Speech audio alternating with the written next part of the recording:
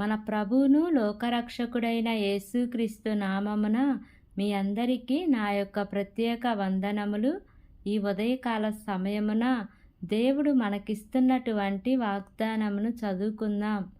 95వ దావీదు కీర్తన 7వ వచనము. నేడు మీరు ఆయన మాటను అంగీకరించిన ఎడల ఎంత మేలు. ఆమేన్. దేవునికే మహిమ కలుగును గాక. ఈ ఉదయకాల సమయమున దేవాతి దేవుడు ఈ యొక్క వాగ్దానము ద్వారా మనందరితో మాట్లాడుతూ ఉన్నారు. ఈ యొక్క వాక్యమును మనం జ్ఞాపకం చేసుకుంటే, నేడు మీరు ఆయన మాటను అంగీకరించిన ఎడల ఎంత మేలు.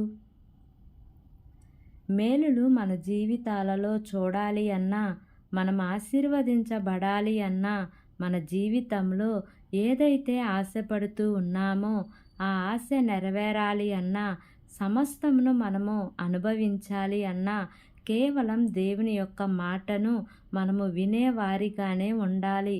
ఆయన మాటను వినటము వలన మనకు మేలు కలగతది అని దేవుడే స్వయంగా తన వాక్యము ద్వారా చెప్తూ ఉన్నారు కనుక, మనుషుల మాటలు, వ్యర్థమైన మాటలు చెవియొగ్గకుండా కేవలం దేవుని వాక్యముకు, దేవుని మాటకు మనం విధేయత చూపించే వారెముగా, ఆయన మాటను వినే వారెముగా ఉండాలి. అంతేకాకుండా వాటిని విని విడిచిపెట్టకుండా ఆ మాటను అనుసరించే వారిగా ఉంటే మన జీవితాలలో అవి మేలు చేస్తాయి. మన బ్రతుకులో అవి ఆనందాన్ని కలుగజేస్తాయి. ఆయన మాటలు మన బాధలలో మనకు ఓదార్పుని ఇస్తాయి.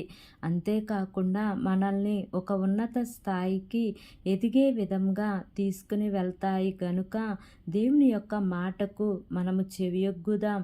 ఆయన మాటల ద్వారా మనం బ్రతుకుతాం. ఆయన మాటలు మనల్ని జీవింపచేస్తాయి.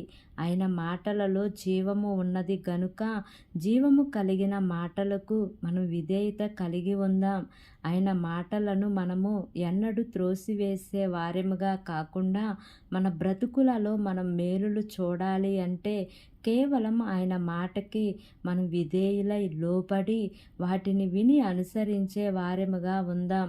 ఇంకా అనేకమైన మేలులు మన జీవితాలలో పొందుకుందాం. దేవుడి వాగ్దానమును వింటున్న మనందరి జీవితములలో నెరవేర్చునుగాక. ఆమేన్. ప్రార్థన చేసుకుందాం. ప్రేమ కలిగిన యేసయ్యా, కృప కలిగిన దేవా, నీకు వందనాలు తండ్రి. నీకు స్తోత్రములు ప్రభువా.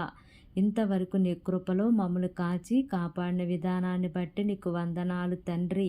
ఈ ఉదయకాల సమయమున మీరు మాకిచ్చినటువంటి ఇట్టి వాగ్దానాన్ని బట్టి నీకు వందనాలు ప్రభువా.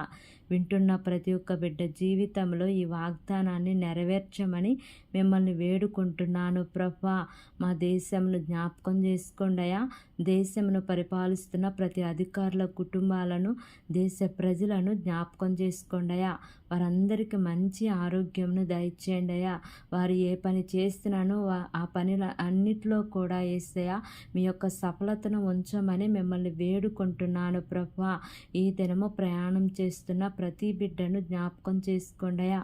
వారి యొక్క ప్రయాణాల్లో క్షేమాన్ని ఇచ్చి నాయన సురక్షితంగా గమ్యానికి చేర్చమని నా యొక్క ప్రార్థన ఆలకించి అంగీకరించమని నజరేయుడైన యేసు అతి పరిశుద్ధ నామమున అడిగి వేడుకొని పొంది ఉన్నాము తండ్రి. Amen, amen, amen. Praise the Lord. God bless you all.